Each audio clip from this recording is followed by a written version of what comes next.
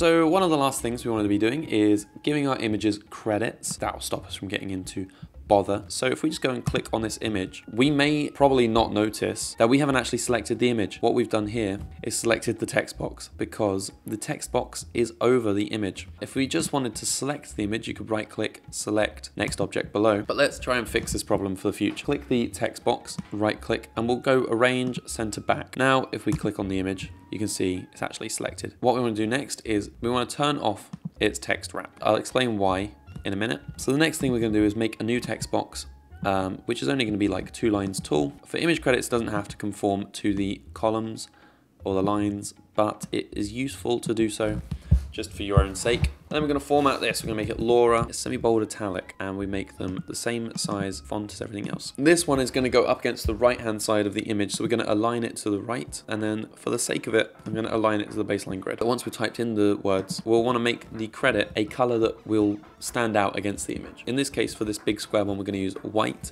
We're going to write credit, because obviously it's a picture of MET sourced by Forge Press, although realistically, obviously it's the witches from Hocus Pocus, which is the subject, and then the creditor would be the producers, the publishers of that film. Anyway, we're going to take this text box with a credit in and put it here.